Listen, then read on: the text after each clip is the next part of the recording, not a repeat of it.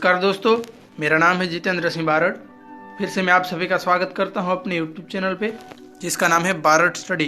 अगर ये वीडियो आप पहली बार देख रहे हैं तो हमारे YouTube चैनल को सबसे पहले सब्सक्राइब कर लें, ताकि जब भी हमारा नया वीडियो अपलोड हो तो उसका नोटिफिकेशन आपको सबसे पहले मिल सके। दोस्तों, हम इस वीडियो में वेटनरी काउंसिल ऑफ इंडिया के बारे में जानने वाले हैं, जिसे हम हिंदी में भारतीय पशु चिकित्सा परिषद भी कहते हैं। ये वीडियो जो वेटनरी डॉक्टर की पढ़ाई कर रहे हैं उनके लिए हेल्पफुल होगा, साथ में जो कोई भी स्टूडेंट कॉम्पिटिटिव एग्जाम की प्रिपरेशन कर रहे हैं उनके लिए भी नॉलेज के तौर पर हेल्पफुल होगा। तो दोस्तों, जुड़े रहिए इस वीडियो के अंत तक। Veterinary council of India is a statutory body established under the Indian veterinary council act 1984। इसकी एस्टैब्लिशमेंट हुई थी 1984 में, under the veterinary council act 1984 में।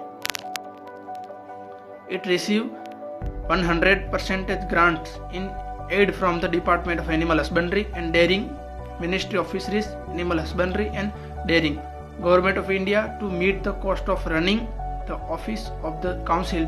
Central Government Wide Gazette notification dated 2nd August 1989 first constituted the Veterinary Council of India by nominating the member of the council as per provision of Section 3 of the Act.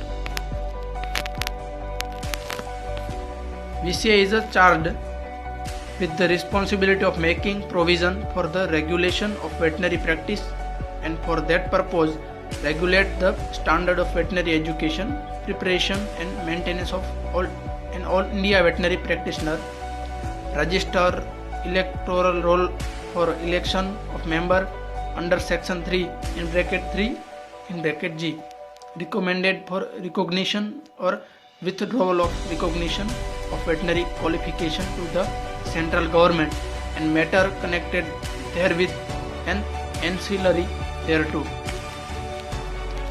Objective of VCI के उद्देश्य के बारे में जानना।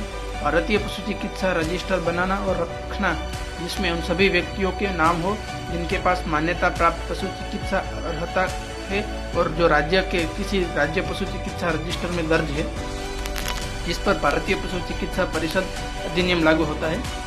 पशु चिकित्सा संस्थाओं द्वारा मान्यता प्राप्त पशु चिकित्सा अर्हताएं देने के लिए अपेक्षित पशु चिकित्सा शिक्षा के न्यूनतम मानक निर्धारित करना।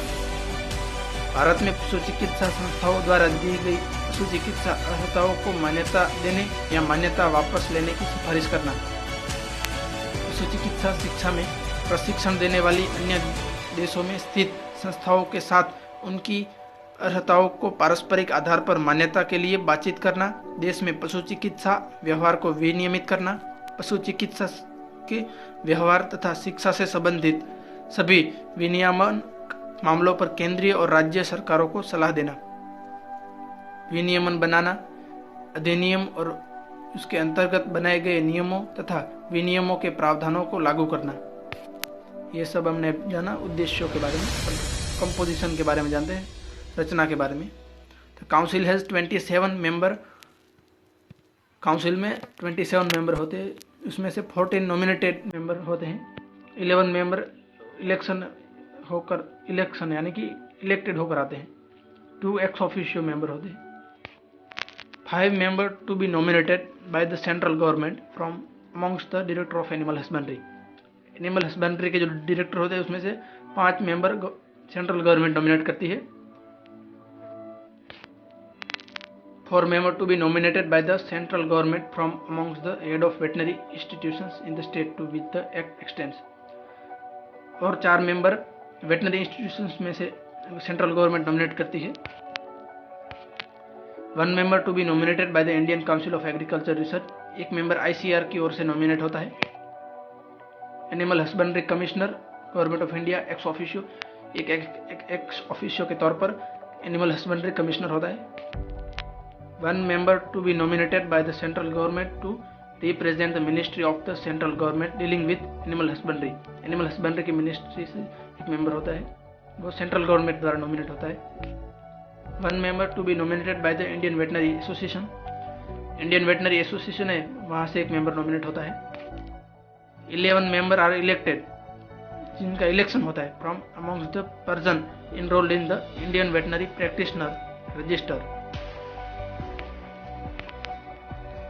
One member to be nominated by the central government from amongst the president of state veterinary council of those state to act which the act extends. जहाँ स्टेट में स्टेट वेटनरी काउंसिल है वहाँ के प्रेसिडेंट, सभी state के president नहीं होते लेकिन किसी भी स्टेट के प्रेसिडेंट को सेंट्रल गवर्नमेंट नॉमिनेट करती है. One member to be nominated by the central government from amongst the president of state veterinary association. Veterinary state council में से एक होता है और वेटनरी स्टेट लेवल पे एसोसिएशन होता है, वहाँ से एक मेंबर होता है, उसको भी सेंट्रल गवर्नमेंट नॉमिनेट करती है. यहाँ हम सिर्फ गुजरात पशु चिकित्सा परिषद के बारे में बात कर रहे हैं. दूसरे स्टेट में भी उनके स्टेट वेटनरी काउंसिल हो गए, लेकिन यहाँ मैं सिर्फ गुजरात वेटनरी काउंसिल के बारे में बात कर रहा हूँ. संविधिक निकाय है, सॉरी संविधिक नहीं, गुजरात पशु चिकित्सा परिषद एक संवैधानिक निकाय है. गुजरात राज्य ने वर्ष 2000 में भारतीय पशु चिकित्सा परिषद अधिनियम 1984 को अपनाया है. अपनी स्थापना के बाद से राज्य परिषद को पशुपालन और डेयरी विभाग, कृषि मंत्रालय, भारत सरकार से 50% अनुदान प्राप्त हो रहा है और योजना के तहत राज्य सरकार से 50% अनुदान सहायता प्राप्त हो रही है. व्यावसायिक क्षमता विकास कार्यक्रम रजिस्ट्रार स्टेट काउंसिल का कार्यकारी अधिकारी होता है. इसकी कार्यकारी समिति में परिषद के 11 सदस्य होते हैं. कार्यकारी समिति में 11 सदस्य होते हैं. राज्य परिषद की संरचना, composition of state council. 4 member elected from among themselves by veterinary practitioner registered in state veterinary register. जो स्टेट में वेटनरी डॉक्टर के तौर पर प्रैक्टिस कर रहे हैं, प्रैक्टिशनर में से 4 मेंबर इलेक्टेड होकर आते हैं. 2 member of the head of veterinary institutions in any if any in the state ex officio. 3 member nominated by state government. 3 member राज्य सरकार द्वारा नॉमिनेट होते हैं. The director of veterinary service of the state what ever name called ex officio. 1 member to be nominated by state veterinary association if any. State में veterinary association होता है तो वहाँ से एक मेंबर नॉमिनेट होता है. Register of state veterinary council ex officio. Objective of state veterinary council. राज्य पशु चिकित्सा रजिस्टर को तैयार करने और बनाए रखने के लिए राज्य में पशु चिकित्सा पद्धति को विनियमित करना, पेशेवर आचरण, शिष्टाचार और आचार संहिता के मानकों को पूरा करने के लिए पशु चिकित्सा अभ्यास और शिक्षा से संबंधित सभी विनियामक मामलों पर राज्य सरकार को सलाह देना, पशु चिकित्सकों के कल्याण और व्यावसायिक विकास के लिए गतिविधियां करना. गुजरात पशु चिकित्सा परिषद पशु चिकित्सा स्नातकों को पंजीकृत कर रहा है.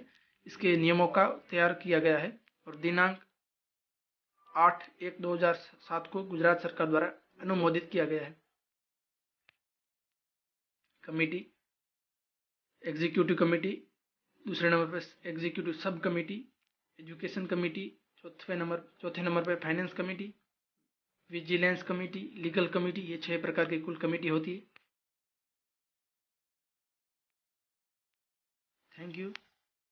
अब अगर ये वीडियो आपको अच्छा लगा हो तो इसको लाइक करें, सब्सक्राइब करें और इस चैनल को सब्सक्राइब कर ले, साथ में 2 लाइकन को दबाना ना भूलें. अब हम नहीं लेंगे नेक्स्ट वीडियो में. तब तक के लिए जय हिंद.